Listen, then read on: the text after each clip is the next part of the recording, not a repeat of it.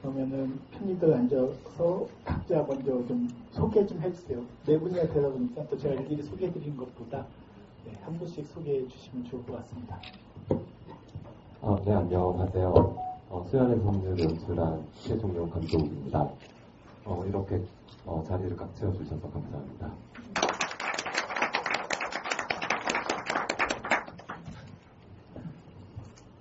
안녕하세요. 수연의 선율에서 차수연 역을 맡은 김보민입니다.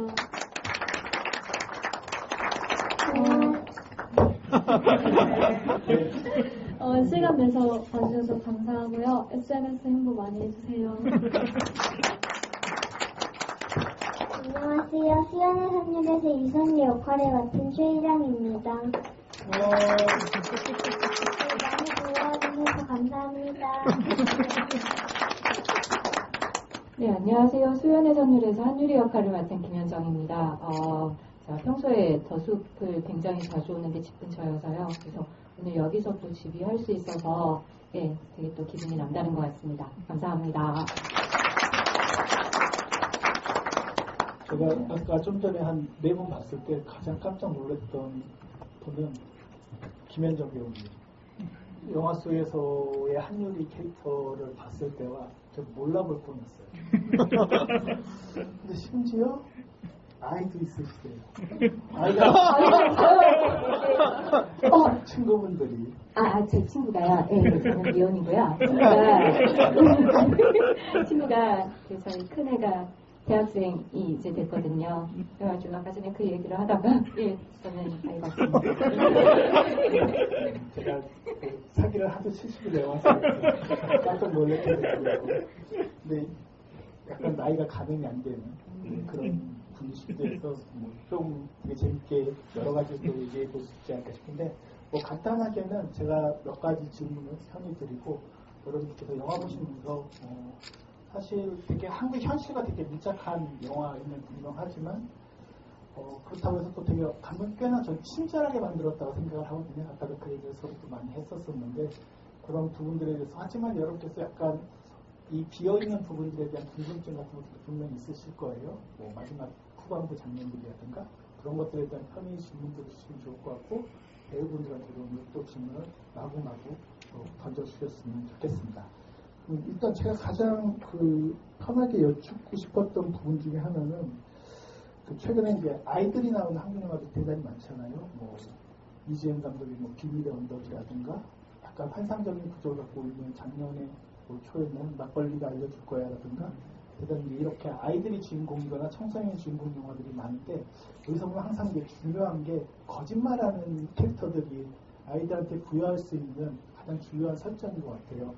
감독님께서는 실제로 이런 아이들과 관련된 일을 해보신 적도 과거 있다고 들었는데 거짓말하는 아이라는 설정이 재밌기도 하지만 요즘 한국 영화 보면 약간 더 상습적일 수도 있어가지고 이 설정에 대해서 어떤 고민을 하셨는지가 가장 먼저 궁금했습니다. 거짓말이라기보다는 저는 이 수연이라는 캐릭터 그리고 그 선율이라는 캐릭터가 영악하다고 생각을 했어요. 그거는 이 영악함은 수연이 현실에서 오는 영악함일 텐데요.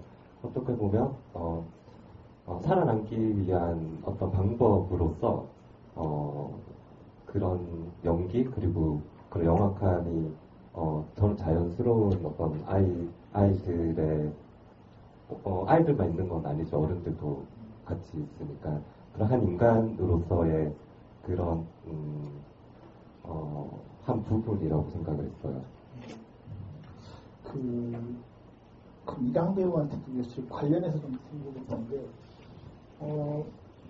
언니랑 있을 때는 말을 잘 하는데 거의 대사로 나오잖아요. 근데 실제로 지금 이제 입양한 부모들과 있을 때는 거의 말을 안 하는 모습이 초반부터는 너무나 역력하게 보여가지고 나는 왜 이때는 말을 안 하고 언니랑 있을 때만 따로 혹은 그 비밀의 장소에 가서 곤충들을 볼 때만 말을 하고 이렇게 돼야 되는지 라는 것에 대한 궁금증이 없었는지가 사실 이 연기하면서 어땠는지가 가장 또 궁금하긴 했었거든요. 어땠어요?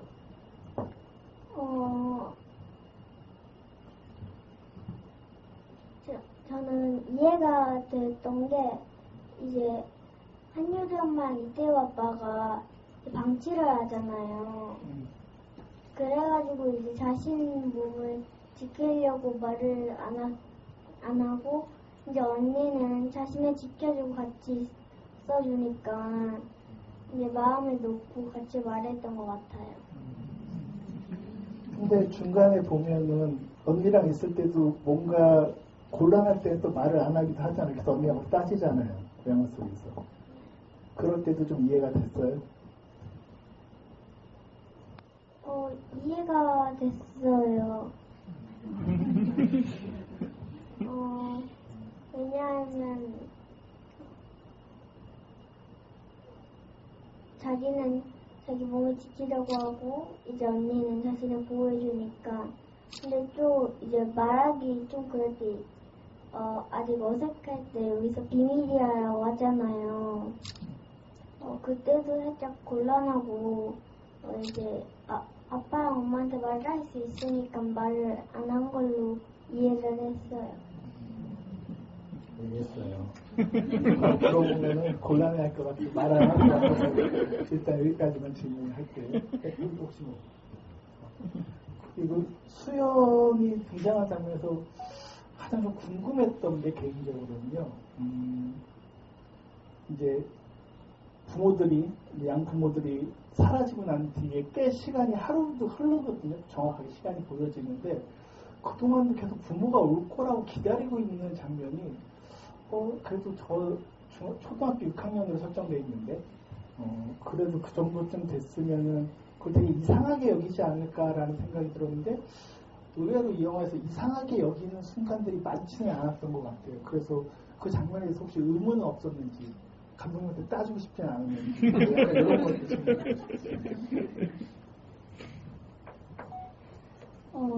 수연이 가족을 가지고 싶다라는 그런 바람이 그냥 수연의 삶이 되었다라고 저는 생각을 했거든요. 한유리 부부가 이제 떠나기 전까지 되게 꿈 같은 일이 벌어졌잖아요. 영화도 보고 같이 놀고 수연에게는 그 전까지는 없었던 일인데 처음으로 가족의 품 안에서 따뜻한 일을 겪었어가지고 판단력이 좀 흐트러졌지만 바로 잡을 생각 자체도 없었을 것 같아요. 수연 되게 착하다는 생각이 들기도 했거든요. 1년 후가 딱 됐을 때 그 할아버지를 그냥 돌보면서 그 할아버지는 거의 얼굴도 잘 안 보이시잖아요. 화면을 하면서 감독의 어떤 정도 의도가 있다고 또 보여지기도 하는데 그것을 밥을 이렇게 푸면서 그 1년이라는 시간이 저렇게 흘러갔겠구나를 한 컷으로 딱 보여주니까 수연은 사실은 되게 착한 아이가 아닐까?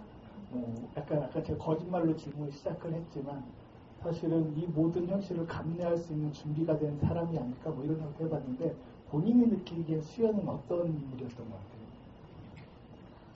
같아요? 이거 저희 각본집 뒤에 보시면은 제가 수연이에게 편지를 쓴 내용이 나와요. 거기에 제가 마지막에 미성숙한 아이라고 적어놨었거든요. 거의 영화 자체에서는 수연이가 좀 뭔가 목표를 잡고 가족을 갖고 싶다라는 뚜렷한 욕망을 가지고 행동을 하지만 결국엔 그 행동이 실패에 다르잖아요. 그래서 저는 아직 청소년이기도 하고 아직 13살에서 14살로 가긴 했지만 청소년이기도 하고 그리고 사실 사람이 이제 착한 모습만 보여주진 않잖아요. 좀 양면성 있는 모습을 보여주기 때문에 물론 착하다고 봐주시면 저야 좋은데 저는 아직 착하지만도 않고 성숙하지만도 않은 그런 아이라고 생각합니다. 무슨 말인지 알 것 같아요. 네. 그리고 현장 배우님은 제가 초반부터 괴롭혔었는데 이 역할을 감독님이 이제 하자고 했을 때 되게 궁금해요. 어떻게 이제 겉으로는 되게 선한 척하지만 전형적인 어른의 위선자를 대변해야 되는 캐릭터이기도 한데 연기도 쉽다면 쉬울 수 있겠지만 되게 복잡한 내면들이 툭툭 튀어나와야 되는 캐릭터여서 이 제안을 받았을 때 마음이 어떠셨는지, 영화 찍으면서 어떠셨는지도 되게 궁금했습니다. 이건 처음 이야기하는 것 같은데 원래는 다른 역할이었었거든요. 감독님이 글을 쓰시기 시작할 때 다른 역할이었는데 약간 한유리한테서 제 모습을 보셨는지는 모르겠지만 이렇게 최종적으로는 한유리 역할을 제안을 해주셔서 역할을 연기를 하게 됐는데 감독님이 그때 촬영할 때도 계속 이야기했던 부분이 의도적으로 나쁘게 보이게 하지 말자. 그냥 그 상황에 이 사람이 무슨 감정을 가지고 있는지에 집중을 하자라는 내용이었거든요. 한유리 같은 경우에는 매 순간 그냥 진실만 이야기를 했었던 사람이에요. 이 친구를 사랑했고 저 친구를 사랑했고 이들을 그냥 방치하고 떠날 때도 자기 합리화를 굉장히 잘한 사람이라고 생각을 했거든요. 나는 그래 지금 너희가 나를 따라오면 힘드니까 나는 너희를 놔두고 가는 거야 라는 저는 그 백그라운드를 두고 마지막에 떠났다고 생각을 하기 때문에 그래서 오히려 매 순간 그냥 한유리한테 합리적인 생각이 어떤 걸까 이 사람이 자기를 설득하는 생각이 어떤 걸까에 대해서 생각을 많이 했었거든요. 남들이 나를 보는 것보다 내가 나를 설득시킬 수 있는 내 모습을 빨리 만들자라고 생각을 했고 그렇게 연기를 하다 보니까 화면에서도 그렇게 보여지지 않았나 싶습니다. 그런데 이어서 하나 더 궁금한 건 사실은 이 부부가 그동안 무슨 일을 저질렀던 것인가에 대해서 구체적인 내용을 일부러 생략하고 있잖아요, 영화 안에서. 근데 그렇기 때문에 사실은 아이들과 있을 때 그 장면들을 통해서 그걸 계속 보여줘야 되는데 좀 흥미로웠던 액션들이 한유리는 자주 방에 들어가 있어요. 그리고 심지어 짐작해는 주로 침대에 누워있고 잘 외부적인 것은 잘 안 보여주는 인물에 더 가깝다는 게 들어서 되게 약간 극단적으로 내향적인데 뭐 이렇게도 생각해 볼 수 있고 생각도 해봤고 한편으로는 또 오로지 그 유튜브 카메라를 켰을 때만 되게 적극적인 어떤 액션들을 보여주는 그 감정들을 표출하는 어떤 양면성이 되게 극단적으로 있어가지고 이걸 통해서 어쨌든 비어있는 그 보여주지 않기로 되어 있는 시나리오상의 얘기들을 표현해 주셔야 되는 영역도 있기 때문에 그게 어땠는지가 좀 궁금하기도 했었습니다. 이런 부분에 있어서는 저랑 조금 한유리랑 비슷한 걸 수도 있는데요. 사회적인 이로 형성이 되어 있는 사람이라고 생각을 하거든요. 한유리는요. 실질적으로는 굉장히 아이인 사람인데 외부적으로 나를 봤을 때는 나는 굉장히 활달한 사람이고 그런 식으로 보여졌던 사람인 것 같아요. 그래서 내가 이 친구들한테조차 그렇게 행동을 했었고 그렇게 에너지를 쓰다 보니까 저는 빨리 방전이 돼서 충전을 해야 되는 상황이어서 방에 들어가서 저는 쉬어야 되거든요. 그리고 거기서 다시 충전하고 또 나와서 유튜브 찍을 때는 와! 막 하다가 그 또 에너지 다 썼어요. 그러면은 애들은 밥을 먹어야 되지만 나는 일단 충전을 해야 되기 때문에 또 쉬어야 되는 사람. 약간 이런 식으로 하다 보니까 내가 만들어낸 내 감정에 내가 속아서 모든 에너지를 다 쏟아붓는 사람이라고 생각을 했거든요. 그러다 보니까 자신은 이게 진짜 감정이라고 생각을 하지만 정말 주변에 다른 사람들이 봤을 때는 너무 과장된 사람이지 않나라는 그런 행동으로 보여지는 사람이었던 것 같아요. 한유리는. 그래서 충전을 해야 했어요. 방에 들어가서. 네.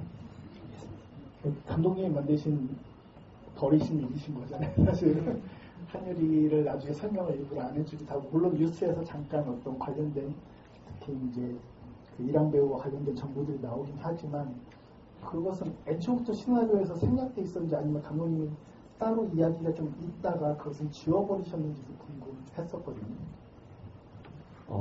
처음부터 이 한유리라는 그 한유리 가족은 그러니까 쇼인도의 가족 그러니까 그 유리 안에 있는 가족이었고요.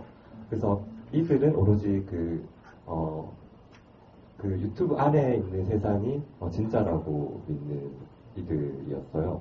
그런 사람들 있잖아요. 본인의 현실에서 그 도망가고자 어떤 자기만의 어떤 환상을 만들어 놓고 사는 사람들. 그래서 이들이 사라졌을 때조차도 이들은 또 다른 가짜 쇼윈도를 만들 거라고 생각을 했거든요. 그리고 이들의 서사를 쓰면서 그 시나리오를 하면서 이들의 사정은 그렇게 중요하지 않다고 생각을 했어요. 왜냐하면 이 부부가 사라졌을 때 수연의 관점, 이 아이의 입장에서는 이 부부가 무슨 뭐 사기를 쳤든 아니면 뭐 사채에서 도망갔든 과연 이 아이는 그런 것을 생각할까? 아니에요. 이 수연이는 자기가 완벽한 가족이라고 믿었던 거를 끝까지 믿고 싶었을 거예요. 만약에 부부는 돌아오지 않는다라고 생각하는 순간 이 아이는 살 수 없을 것 같다는 생각이 들어요. 이건 약간 좀 쓸데가 없는 질문일 수 있는데 저는 영화 처음 봤을 때요. 이제 수연의 상황을 알잖아요. 그리고 이제 재개발되는 그 집에 대한 얘기도 들었을 때 이 부부가 이것도 먹기 위해서 사기치지 않을까라는 예상을 살짝 했었는데 혹시 그런 생각을 해보신 적은 없었는지 시나리오 쓰시면서 그것도 약간 궁금했어요. 한유리 부부는 생각보다 꿈이 더 크다고 생각을 했어요. 그래서 고작 재개발 아파트로 만족하지 않을 것이다. 너무 그래서 좀 크시군요. 고작 크다 이거. 알겠습니다. 제 배우님들한테 하나씩 더 질문하고 이제 바로 또 여러분께 질문할 수 있는 기회를 드릴게요. 이랑 배우한테 궁금했던 게요. 나중에 그게 보육원인지 학교인지 정확하게 모르겠는데 이제 가족 그린 거 있잖아요.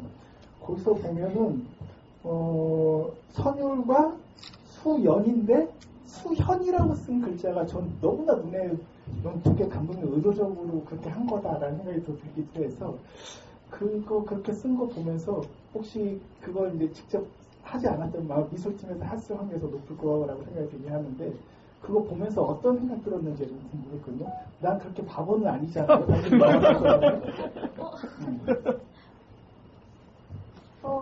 저 그림은 제가 진짜로 그린 그림이거든요.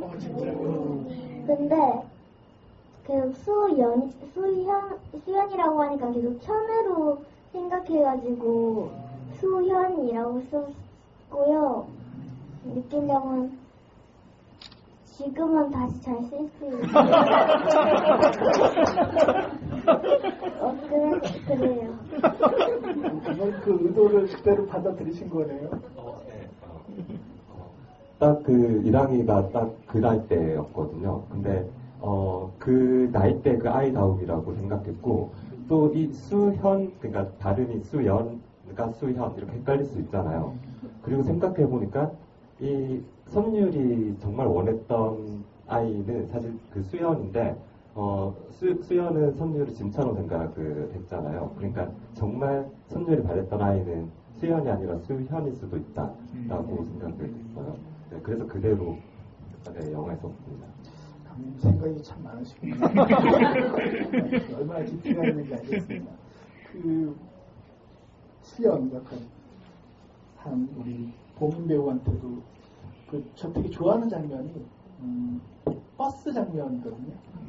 버스 장면 때 이제 이랑 배우는 저기서 이제 선율은 이렇게 졸고 있고 사람들 때문에 밀려가지고 저쪽 안쪽으로 들어가는데 그 뒷모습을 바라보는 시선은 분명히 제가 느끼기로는 뭐 이게 틀릴 수도 있겠습니다만 쟤를 두고 가고 싶다라는 그 마음의 한켠이 이제 화면에서 느껴졌거든요. 그걸 눈으로 이제 표현해야 되는 것도 사실 배우로서 되게 쉽지 않은 일일 것 같은데 그 장면 찍을 때 어땠는지 어떤 감정이었는지 좀 되게 궁금했습니다. 우선 그때 장면을 찍을 때 버스 안에서 사람들이 엄청 꽉 차 있잖아요. 한 50명 넘게 이제 그 버스 이제 이용하시는 분들로 이제 다 계셨었거든요. 버스 안이 진짜 많이 더웠어요. 그리고 그 장면 찍느라고 한 5번 이상을 왕복을 계속 했었거든요. 그리고 케이크를 5번 간 거예요? 마음에 안 드셨나봐요. 제가 장면을 찍는데 후반부로 갈수록 이제 한유리 부부는 안 나타나고 자신의 보호자는 어디에 있는지도 모르겠고 하면서 수연의 감정 자체가 좀 다운이 많이 돼 있는 상태라 가지고, 그리고 사실 수연한테는 선율이 이제 더 이상 필요하지 않는 존재가 됐거든요. 영화상으로. 네네네. 필요하지 않은 존재가 점점 되어가고 있어가지고, 자고 있으니까 아마 내가 여기서 얘를 놓고 가면 아무도 모르지 않을까라는 생각을 가지고 있었거든요. 그래서 그 감정을 최대한 5테이크 이상 찍었습니다. 감독님이 답변하셔야 될 것 같은데 왜 5테이크 이상 갔는지. 정확한 기억은 나지 않아요. 아마 그때 정확한 감정으로 연기를 했고, 그리고 그 다음 장면에 그 골목에 나오면서 수연이 먼저 나오잖아요. 그래서 최대한 관객분들이 선율이 과연 버리고 왔을지 아닐지를 이렇게 네, 생각해 주셔서 좋겠다, 그런 마음이었습니다. 연출을 할 때. 어쨌든 제가 봤던 그 감정이 맞긴 맞는 거네요, 1차적으로는. 알겠습니다. 이렇게 이제 워낙 다들 말씀들 잘해주시니까 여러분들 질문 주시면은 더 많은 얘기들을 바로 이어갈 수 있을 것 같습니다. 궁금하신 거 있으면 손 들어주시면 네, 바로 질문 받도록 하겠습니다. 말씀 주시겠어요? 그냥 크게? 네. 그 영화 거기 하면서 수연이 처음에 거기 방문했을 때 이제 과일로 사과를 깎아서 이렇게 내주는데 그 장면에서 사과를 보여주는 장면에 이렇게 속이 좀 썩은 듯이 보여주는 장면이, 이 가정이 겉으로는 이렇게 괜찮아 보이는데 속이 좀 이렇게 좀 뭐 불안정한 뭔가 있다는 걸 암시적으로 보여주려고 그 장면을 넣으신 게 아닌가 싶어가지고 이제 궁금했고, 그 사진, 그 엄마 사진을 주었다는 그 엄마 사진 어떻게 찍으신 건지 정체가 뭔지 이렇게 궁금했고, 그 봉인 배우님한테는 그 같이 친구로 나왔던 그 장재희 배우가 2010년생 동갑인 걸로 알고 있는데, 캐스팅을 의도적으로 같이 동갑인 배우로 캐스팅한 것인지 아니면은 둘이 같이 이렇게 찍으면서 뭐 지난 에피소드 같은 게 있었는지 궁금합니다. 고민 배우부터 먼저 말씀 주시면 좋을 것 같아요. 네. 그 가영이었었나요? 네, 가영 역할로 나왔던 배우. 처음 봤었어요. 오디션을 어떻게 했는지는 잘 모르겠고, 그냥 연기 잘하는 친구랑 함께 찍을 수 있다는 사실이 좋았었고요. 앞으로도 자주 만났으면 좋겠습니다. 근데 되게 가영 배우와 관계에서 중요한 게 이제 보면 돌 던질 것 같이 있다가 사실은 어떻게 되는지 모르고 맨 나중에 슈퍼에서 마주쳤을 때 네가 그랬지라고 이제 지나가는 거 보면 이 감독님 약간 스타일이라는 게 이 영화에서 좀 드러나긴 해요. 그때는 안 보여주지만 나중에 다른 인물의 어떤 진술이나 이런 걸 통해서 보완하거나 설명을 해서 좀 유심히 잘 지켜보면 많은 것들 다 설명 주시고 있거든요. 그런 부분들이 좀 느껴져서 네. 두 분은 친구 같았어요. 네. 감사합니다. 사실 그 가영 배우도 연기 잘하죠. 저도 여러 번 영화에서 보고, 사실 수연의 역할로 그 오디션을 본 친구예요. 근데 나중에 제가 또 부탁을 드렸어요. 혹시 가영 역할을 해주십사 하고, 근데 너무 이렇게 그 가영 역할을 잘해주셨고요. 그리고 사과 부분, 왜 한유리가 사과를 깎아서 주는데 그 사과 안이 그 새까맣게 좀 그렇게 되어 있잖아요. 근데 그것도 말씀하신 것처럼 의도를 했고요. 그 수연은 착각을 한 거잖아요. 이 가족 완벽해 보이고 이 가족과 같이 지내고 싶다. 근데 사과 안은 조금 이렇게 썩어 있다라는 것을 그냥 보여준 거고, 그 두 번째 질문. 엄마 사진 주웠다. 네. 네, 엄마 사진도 사실 수연이를 그렇게 믿고 싶었던 거예요. 나한테도 어딘가에 있을지도 모를 엄마가 있다. 그러면 좀 안심이 된다고 얘기를 하잖아요. 네, 그리고 그 사진은 저희 미술 스태프가 자신의 뭔가 이렇게 합성을 해서 만들어 주셨어요. 네. 그러니까 부모가 죽었다라고 단정할 수는 없는 거죠. 사실은 어떻게 보면 수연이를 할머니한테 놓고 사라졌다라고 보는 게 더 맞는 거죠. 네.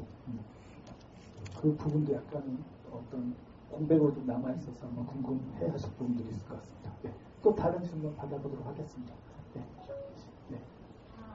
크게 말씀 부탁드릴게요. 네, 주인공이 나이가 중학생 정도잖아요. 근데 어떻게 보면은 자신의 앞가림을 스스로 할 수도 있는 나이인데,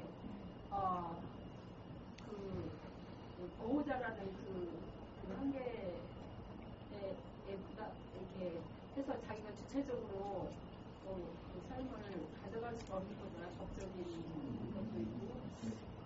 그거에 대해서 많은 좀 생각을 해보게 됐어요. 그래서 그거를 전적으로 보호자한테만 정권을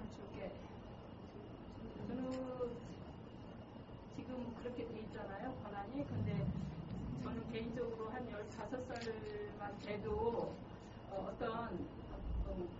한 50%의 권한은 줬으면 좋겠다는 그 생각이 들었어요. 이제 예를 들면 우리나라 이제 군대 가는 사람들이 20세 넘으면 군대를 가가지고 그 나라를 지키고 목숨을 내놓고 나라를 지키는 상황에 부닥치는데 20살까지 아무 권한이 없는 거예요. 선거권도 없고 아무것도 없는 상태에서 부하부 상태로 있다가 거기로 이렇게 던져지는 거잖아요.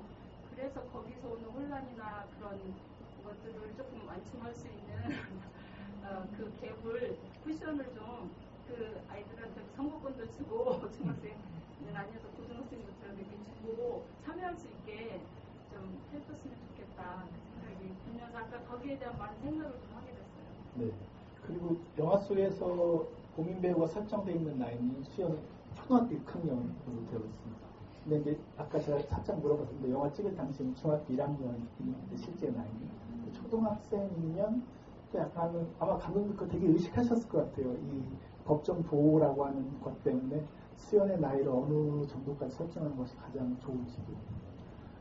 미성년자는 절대 보호자가 없이는 살 수가 없어요. 그런데 사실 우리 주위에도 우리가 당연시 여겨온 가족이 없는 사람들이 있어요. 아이들도 그렇고 게다가 또 차라리 없는 게 나은 그런 아이들도 있죠. 그런 부모 역할을 하지 못하는 아이들. 근데 그런 아이들은 본인이 너무나 어른이 되어서 집안일도 하고 자라나 있어요. 그런 거 보면 좀 마음이 아프잖아요. 그래서 수연이 하는 말들이나 행동이나 이런 모든 것들이 마치 어른처럼 보이는 것도 이 아이가 겪어왔을 그런 환경이 그리고 이 어떤 그런 삶 시스템이 아이를 좀 더 단단하고 어른스럽게 만들지 않았나 싶어요. 또 가장 슬픈 장면들이 수연이 눈치 보는 장면들이 됐거든요. 되게 이쁜데 어쩔 수 없이 그 집에 들어가기 위해서 갈치조림을 해서 가는 장면이라든가 이게 평범한 것 같지만 초등학교 6학년 나이를 현실적으로 생각하면 쉽지 않은 거거든요. 그 결단이나 어떤 선택이라고 하는 것들이 그런 점에서는 꽤나 되게 현실적인 선택들이나 일상에서 일어날 법한 어떤 선택들을 반대로 그 선율이를 집으로 데리고 올 때는 결국 뭘 사고 들어왔나가 제일 궁금했는데 다음날 아침에 여는 거 보니까 우유와 식빵을 사고 왔잖아요. 되게 저 나이 때 할 수 있는 선택인 거잖아요. 그런 것들이 되게 차이가 좀 크게 있기 때문에 감독님 제가 보기엔 꽤나 디테일에 되게 주력을 하신다. 갈치와 우유 식빵의 차이라는 우리가 아이를 대할 때 혹은 제가 편입할 때 그 차이를 어떤 식으로 설정했는지가 좀 확연하게 드러나는 먹을 것 하나만 놓고도 생각해볼 수 있는 측면이 아닌가 싶습니다. 모르겠습니다.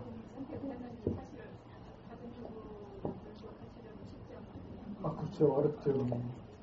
제 최애 음식이기도 한데 저희 어머니도 이제 잘 안 해주시거든요. 왜 갈치조림인지 한번 그것도 고민 많으셨을 것 같아요. 네, 그 어려운 요리이기 때문에 결국에는 그 수연은 실패해요. 왜냐면 새까맣게 타 있잖아요. 그 냄비가 타 있고 그리고 심지어는 그렇게 한유리 부부가 감사하게 막 받아놓고 안 먹고 그냥 그대로 있어요. 네, 손도 대지 않았다는 거죠. 아주 디테일합니다. 자세히 보시면 탄 것도 보실 수 있고 먹지 않은 것도 보실 수가 있습니다. 네, 또 다른 질문 받아보도록 하겠습니다.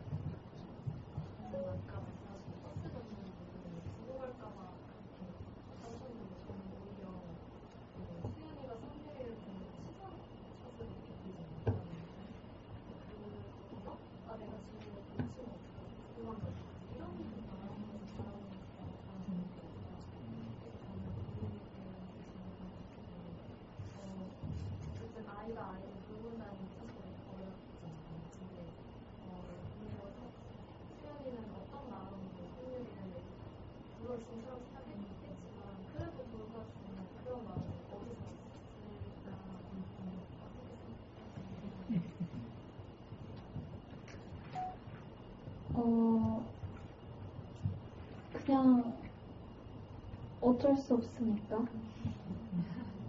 그리고 제가 쓰러지고 나서 병원에서 눈을 떴을 때 선율이 어딨냐고 먼저 물어보긴 하는데 얘가 보육원을 갔다고 해서 바로 찾아가진 않았었잖아요. 그거를 통해서 조금 더 수연이가 그때는 선율에 대한 깊은 감정이 없었을 때라서 저는 수연이가 선율을 그렇게 막 애정으로 데리고 오진 않았다고 생각하거든요. 그냥 약간 불쌍하니까 그리고 따라온다니까 그래 따라와 약간 이런 느낌으로 데리고 왔다 생각하고 그리고 아까 버스씬에서 좀 얘를 놓치면 어떡하나 그렇게 느끼셨다고 했는데 지금 생각해보니까 살짝 그런 마음이 드셨을 수도 있을 것 같다는 생각이 드네요.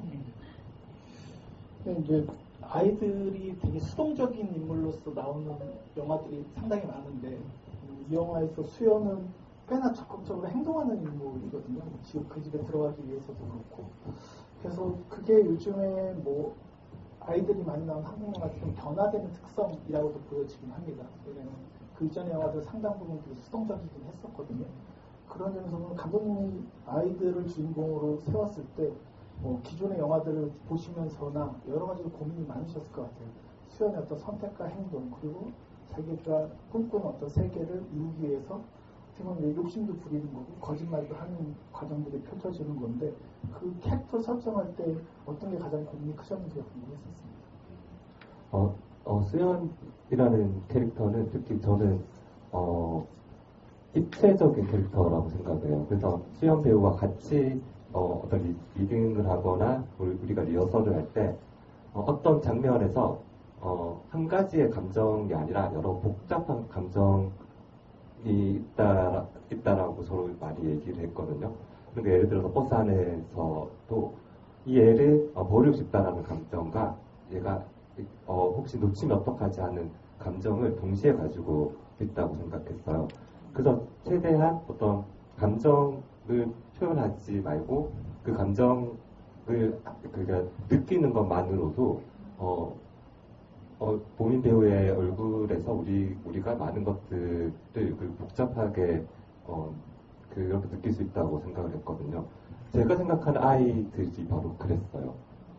그러니까 제가 아이들을 그 방과후 강사로 이렇게 오래 가르치면서 아이들을 주인공으로 아이들이 주체적으로 뭔가 스스로 뭔가 어떤 욕망을 향해서 달려가는 영화를 찍겠다고 하면서 그 아이들 바라보는 제 관점과 제 태도가 이렇게 180도로 이렇게 바뀌더라고요.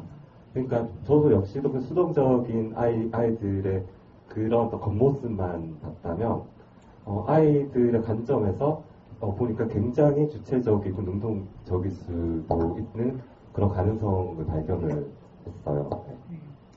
알겠습니다. 네, 또 다른 질문 받아보도록 하겠습니다. 궁금하신 거 있으면 손 들어주세요. 저희가 너무 많은 얘기들을 재밌게 해드려가지고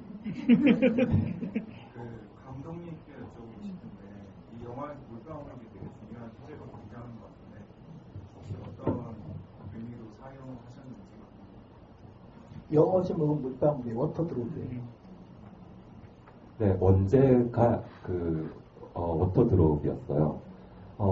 사실 그 아이가 보호자를 찾는다라는 한 줄로 쓰기 시작하면서 계속해서 제 그 이미지에 들어왔던 게 아주 작은 물방울을 바라보고 있는 아이의 모습이었어요. 이 작은 물방울을 들여다보면 이 두 아이의 모습도 비치고 주변의 풍경이나 하늘도 비치잖아요. 그래서 이 작은 물방울 안에 이 두 아이와의 세상의 모든 것을 담을 수도 있구나. 그러니까 무한히 작은 것들과 무한히 큰 것들이 동시에 들어가 있는 게 물방울이고, 근데 아이들이야말로 작지만 아주 무한한 가능성을 지니고 있잖아요. 그래서 그 아이와 그런 물방울이 저에게는 합일처럼 같이 느껴졌어요. 말씀하세요. 네, 그래서 여기 우리 영화에서는 비가 굉장히 좀 중요한 어떤 소재였어요. 그 물방울 관련해서 보면 이제 이 영화에서 좀 가장 환상적인 장면 중에 하나죠. 그 높은데 아이들 둘이서 후시노금으로 이제 실제로 입술을 움직이지 않지만 그 대사가 들리면서 앞에 이제 공사 중인 아파트 현장, 어떻게 보면 이제 재개발되는 집과 관련된 이미지일 수도 있을 텐데, 그 장면 때도 이제 물방울 얘기도 나오기도 하고요.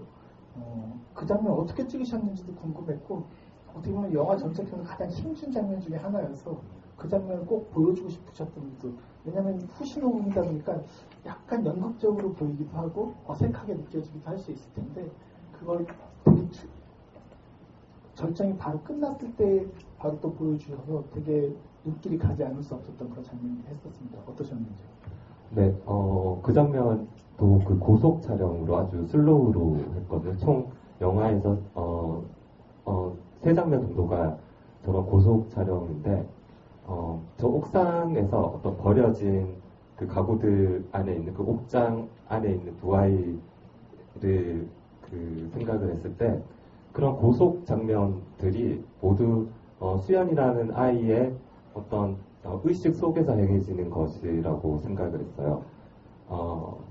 왜 우리가 이렇게 현실에서 또 어떤 긴장되는 순간이나 아니면 기쁜 순간에 이 현실과 내 의식 속에서 벌어지는 장면들이 다르잖아요. 어떤 때는 이 순간이 정말 천천히 이렇게 보여지기도 하잖아요.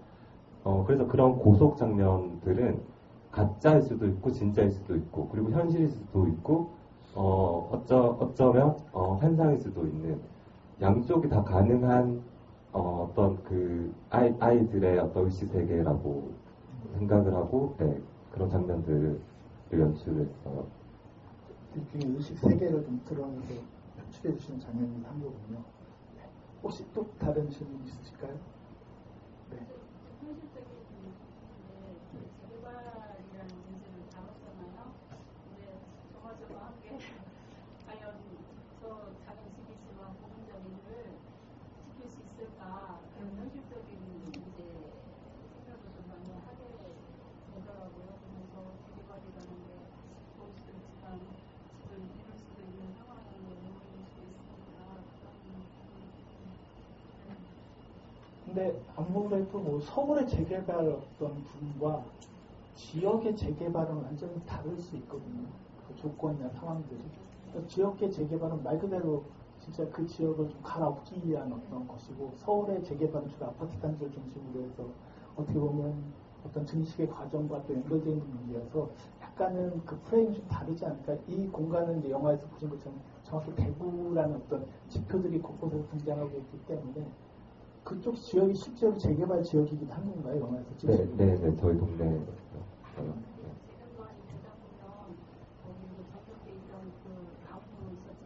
네.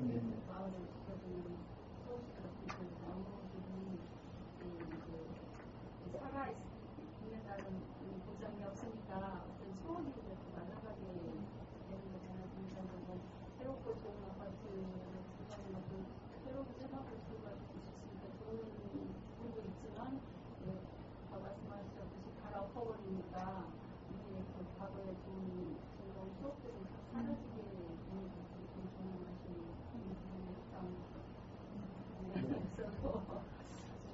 근데 이 영화에는 설정이 진짜 많은 것 같아요. 그러니까 저는 뭐 재개발도 그리고 이제 수연의 계급적 환경도 재개발이라는 문제도 있고요. 근데 또 하나 재밌었던 건 어쨌든 현실에서 되게 쉽게 도움을 청할 수 있는 건 나중에 이제 도움 청하러 가는 순자 할머니가 갔을 때 일주일 전에 돌아가셨다는 얘기를 듣는 것도 감독님 진짜 잔인하신 분인데 왜 이렇게 희망을 안 주신다고 라는 생각도 했었는데 또 하나 되게 재밌는 건 교회였었어요. 그리고 교회에 소위 말해서 목사님의 아들이 그런 행위를 하고 있었다라는 것도 어떻게 보면 이게 전면적으로 얘기되면 꽤 예민할 수 있는 설정일 수 있는데 그걸 어떻게든 좀 조심스럽게 밟아가면서도 안 건드리진 않고 있거든요.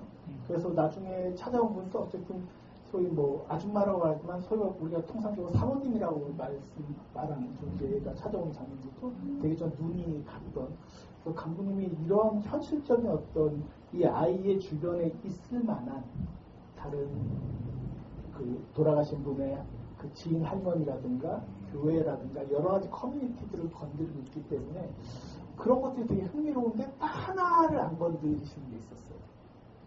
학교 선생님. 그래서 통상적으로 이런 장르의 영화면 학교 선생님들이 개입하는 순간들이 있을 텐데 물론 공무원이 다른 분이 찾아오셔가지고 너 그 보호자가 없으면 어떻게 해야 되라는 걸 알려주는 역할에 선생님이라 불리는 존재는 있지만 저희 학교의 선생님은 또 배제가 되어 있기 때문에 그런 부분들도 꽤 어떤 인물들을 통해서 수연의 주변들을 정리하셔야 될지라는 것도 고민이 많이 하셨을 것 같거든요. 어떠셨는지. 그때가 딱 방학이기도 했고, 그래서, 사실 학교 선생님이 과연 어떤 역할을 할 수 있을까에 대한 고민도 했었어요. 근데, 학교 선생님이 뭔가 적극적으로 나서서 이 아이를 그 방학 기간인데, 이제 뭐 연락도 안 될 텐데, 도와줄 거라고 생각하지가 않았어요. 네. 방학이라는 조건도 꽤 중요하게 작용을 하는 거긴 하네요. 그게 이제 수연이 자유롭게 좀 선율 주변에서 머물 수 있는 조건이 되는 것이기도 하고요. 네. 수연과 저기 하는데 선율. 네. 선율이가 제가 봤을 때는 또 고수처럼 느껴졌거든요. 왜냐하면 이제 선율이는 더 먼저 그런 환경에 처해졌고 거기서 살아남는 법을 이미 제대로 산 것 같고 오히려 여기 수연보다 더 한수 있는 것 같고 이제 약간 어수룩하게 대하는 태도를 갖고 있으면서도 이제 선율이 방에 들어왔을 때 다 자기 공간을 또 내어줬잖아요. 그러다 보니까 제가 봤을 때는 오히려 더 뭐랄까 의도적인 그 액션을 그렇게 한 건지 아니면 선율이가 한 건지 아니면 뭔가 터뜨릴 만한 뭔가가 있을 것 같은데 계속 머물고 있어서 그 부분이 선율 고수가 맞습니다. 좀 선율 고수라고 생각하면서 말인데 네. 다 이미 파악하고 있는 거죠. 이 사태나 이 상황을. 그래서 오히려 수연이 역할이니까 수연이 더 어리버리하게 저도 느껴졌고요. 선율은 다 알고 있지만 그것을 자기가 여기서 살아남기 위해서 버텨야 되는 것을 더 영리하게 계속 알려주고 있거나 그런 것을 대한 사인들 곳곳에서 주고 있다고 생각이 들어서 보신 게 크게 틀리지 않을 것 같은데 감독님이 일부러 약간 그 정도로 선율이 얘기할 때마다 깜짝깜짝 놀라게 대사들을 또 많이 쓰신 것도 있으신 거잖아요. 네. 선율의 캐릭터는 그냥 말 그대로 한유리 부부에게서는 그냥 침묵이었어요. 침묵으로서 자기 어떤 생존권을 이렇게 하는 거였고, 그래서 수연의 선율이가 될 수 있었던 게 아마 그게 그 선율 역할이었다고 생각해요. 어떤 이렇게 말하지 않음으로써 본인의 그런 살아있음을 이렇게 내보이는 것. 영화 잘 봤습니다. 저는 아까 김윤정 배우님 말씀하시는 거 들으면서 좀 생각이 든 게 잘못했다가는 좀 극단적으로 생각하고 조속살인까지도 할 수 있었겠다. 그래서 아마 그런 분들이 비슷한 사고방식을 가지지 않을까 하는 생각이 좀 들었거든요. 감독님께 궁금한 건 혹시 실제 모티브가 있었는 어떤 영화를 봐서 사건이 있었는지 궁금합니다. 최희랑 배우님 지금 저도 애들이랑 와서 이제 이거 어떻게 설명해줘야 되나, 입양이 뭐고 파양이 뭐고 파양 반려가 됐고 이런 게 나중에 나오잖아요. 이제 이런 거 지금도 계속 다른 분들 설명해 주신 게 뭐 선율은 이랬다 저랬다 이렇게 말씀 해석을 하시는데, 실제로 이렇게 준비하시면서 부모님한테 뭐 궁금한 걸 여쭤본 게 있다든지, 혹은 이런 캐릭터를 내가 어떻게 연기해야겠다라고 생각을 좀 준비한 게 좀 있었는지 직접 듣고 싶습니다. 괜찮으시면. 이랑 배우님은 이해가 됐어요? 입양, 파양, 뭐 여러 가지 법적 절차들? 입양이랑 파양은 이제 입양은 이제 보육원에 있는 아이들을 데리고 가는 거고, 파양은 이제 다시 데리고 가던 아이를 다시 놔두는 걸로 알고 있습니다.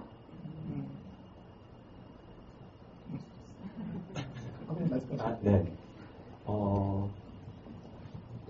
아이가 보호자를 찾는다라는 이야기를 쓰면서 많은 자료들을 찾아보고 레퍼런스로 삼았는데요. 특히 그 자립청소년들 얘기가 심심치 않게 나오잖아요. 만 18세, 19세가 되면 시설을 나와서 단 500만 원으로 자립을 해야 돼요. 그렇다면 그 아이들은 어디에 있을까라고 생각을 해봤어요. 예전에는 왜 그 보육시설을 고아원이라고 했잖아요. 근데 그 고아원이 어떤 차별과 선입견을 조장하는 것 때문에 보육시설이라고 바뀌고, 근데 그 보육시설마저도 지금 우리 주위에 사라졌어요. 왜냐하면 다른 이름으로 위장을 했기 때문에. 그 저도 궁금해서 한번 찾아봤어요. 보육원 혹은 이렇게 하니까 전혀 다른 이름, 무슨 뭐 봄의지, 뭐 선사의지, 이렇게 그냥 일반 가정집처럼 이렇게 있거나, 우리 영화에서 마지막 장면도 실제로 그 영화들이 있는 곳이에요. 영유원인데요. 저렇게 아주 산소 깊숙이 있거나, 사실 저런 시설들을 우리가 지었다고 생각하거든요. 우리 나름대로는 그 아이들을 위한 어떤 배려였겠지만, 사실 우리가 존재하지 않게 만들어 버렸다고 생각을 했어요. 그래서 저도 착각을 한 게, 학교 강의를 하면서 이 아이들 모두가 저는 다 보호자가 있다, 그리고 좋은 부모 보호 밑에서 살고 있다라고 착각을 한 거예요. 근데 이 이야기를 쓰면서 저조차도 몰랐던 걸 알게 됐고, 네, 그런 모티브들이 있었습니다. 그 영화 있지 않나요? 500만 원 받고 사회에 나와가지고 미용실에서 일하다가 그 옛날에 자기 생명의 은인이라는 한국 영화가 있거든요. 네. 올해 전주에서 처음 공개됐었나 했던 영화인데, 지금 감독님이 말씀 주신 그런 내용이 그대로 들어가 있는 거예요. 그래서 사실은 요즘 감독님들이 어떤 입양이나 아이들 문제를 둘러서 사회적인 어떤 법적 나이라든가 여러 가지 것들을 많이 관심 갖고, 단편 영화에서는 또 이런 영화들이 대단히 많이 또 스토리에 쓰이고 있는 것도 사실이긴 합니다. 그래서 저도 제 학생들 쓰는 얘기들 보면 그런 자료들, 입양의 과정에서 여러 가지 절차들이 또 예외적인 것들이 또 있기 때문에 그런 것들이 의외로 영화를 많이 만들어지고 있다라고 생각하셔도 아마 많은 곳에서 좀 볼 수 있는 기회가 있지 않을까 싶은 생각이 들어보게 됩니다. 나중에 할아버지를 모시고 오잖아요. 근데 이제 요즘에 저도 어머니가 요양원에 가셨어요. 근데 보내고 보니까 생각도 많이 들고, 그러면서 많은 생각을 하게 되는데, 주도권이나 권한이 거의 없게 되더라고요. 그 주변에 운영하는 시스템의 일원으로 그냥 존재를 하지, 우리가 이렇게 터치할 수 있는 부분이 없고, 눈치를 봐야 되고, 이게 쉽지가 않더라고요. 근데 이제 제가 봤을 때 오히려 할아버지가 필요해서 모시고 왔지만, 이제 어떻게 보면 지금 세대가 부모가 지금 빈 공간을 3세대가 지금 어우러져서 마지막에 이제 살게 됐잖아요. 부담이 어마어마하게 이제 큰 상황에 놓여 있으면서 끝나기는 했지만, 그 부분에 대해서도 좀 많이 생각을 하게 되는. 수연은 선택을 해야 돼요. 보육시설로 가기 싫어하는 거는 당연한 거잖아요. 모두가 정상이라고 생각하는 가족이 아닌 그런 시설로 간다는 것은 본인이 비정상을 선택한다는 건데, 그래서 수연은 허울뿐인 가족이라도 할아버지라도 붙잡아야 해요. 그래야지 나도 가족이 있다라는 어떤 정상적으로 이렇게 생활하는 그런 환경이 놓여질 테니까. 하지만 수연의 사정은 그렇게 나아 보이진 않아요. 왜냐하면 할머니와 살았을 때처럼 여전히 고단하잖아요. 그리고 또 만약에 할아버지가 또 돌아가시게 되면 수연의 나이는 고작 중학생인데 미성년자가 되기까지 또 어떻게 보면 시설로 들어가야 할 수도 있고. 네. 그래서 저는 되게 일관성이 있다고 느껴졌던 것 같아요. 수연의 선택은 수연의 선율이기도 하지만 사실 수연의 선택이라는 제목도 가능한 영화라고 보여줘서 저 가족을 선택하고 싶은 거잖아요. 끊임없이. 그래서 그 과정 속에서 어떻게 보면 행운일 수도 있지만 사실은 그게 꼭 만족스러운 행운일 수는 없는데 그 마지막 할아버지를 선택하게 되는 얘기라고 본다면 수연의 욕망은 되게 일관성 있게 이 영화 전체에서 계속 반복되고 있었기 때문에 오히려 저는 그 선율이를 보러 가는 장면 버스 타고 그래서 저거 만나게 해주실까 그렇지 않을까가 되게 궁금했었는데 끝까지 보여만 주시고 만나게 안 해주시더라고요. 역시 잠이 안 보이고 그 맨 마지막 엔딩의 설정도 되게 고민 많잖아요. 사실 연출자로서 그 장면 때 만나게 해주실 생각은 전혀 이게 없으셨나요? 잔인하게 여쭤보는 마지막 장면에서 서로를 바라봤다고 여러분들은 생각하실 거예요. 네, 저도 그런 마음으로 찍었거든요. 하지만 선율 이쪽을 바라보고 수연 이쪽을 바라봐요. 둘의 시선을 만나지는 않아요. 근데 저는 이걸 생각했어요. 수연이가 1년이 지난 뒤에서야 그제서야 보육원에 간 선율이의 마음을 공감했을 거라고. 그 마음이 이 수연을 성장하게 만들었고 기어이 선율을 보러 간 거라고. 저는 그거면 그냥 끝이라고 생각했어요. 시간이 이제 거의 다 돼가지고요. 끝으로 각자 인사 한마디씩 드리고 싶은데요. 배우님들한테는 혹시 어떤 영화 계획이나 이런 거 있으면 또 말씀 주셔도 좋을 것 같고, 요즘 한국 영화에서는 또 워낙 아역 배우들이 단편이나 장편 다 포함해서 드라마에서도 많이 등장을 하니까 또 이분들 어디에선가 또 뵀으면 좋겠다는 마음과 더불어서 현정 배우님부터 마지막 인사와 더불어서 계획도 한번 살짝 말씀 주십시오. 네, 이전에 그 무대 인사할 때 소연이가 그런 얘기를 한 적이 있거든요. 영화를 보고 나서 미워하지 않으셨으면 좋겠다고 수연이를. 근데 이 영화는 정말 어쩔 수 없다라는 그 어쩔 수 없이 다음에 뭔가의 마침표가 어떻게 찍히느냐의 영화라고 생각을 하거든요. 저 같은 경우에는 어쩔 수 없으니까 얘네를 버리고 어쩔 수 없으니까 나는 이 선택을 하고 뭔가 포기를 하고 책임감을 계속 내려놓는 역할을 했다면 수연이 같은 경우에는 어쩔 수 없으니까 내가 이 친구를 그래도 데리고 가야 되라는 책임감을 가지고 가는 역할을 했다고 생각을 하거든요.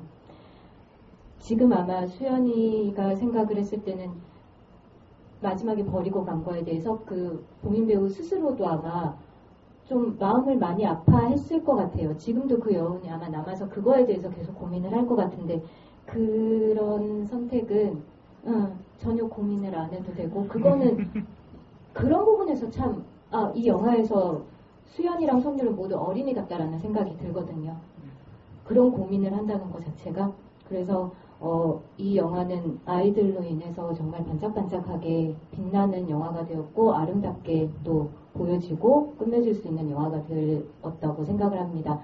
그리고 저는 계획이 지금 계속 영화 촬영을 하고 있고 드라마 촬영도 하고 있고 넷플릭스에서 84제곱미터를 보시면 저를 또 보실 수 있습니다. 네, 봐주세요. 네, 그리고 오늘 와주셔서 정말 감사합니다. 고맙습니다. 84제곱미터 꼭 보도록 하겠습니다. 계획이 배우 계속 할 거니까 앞으로도 많이 응원해 주세요. 감사합니다.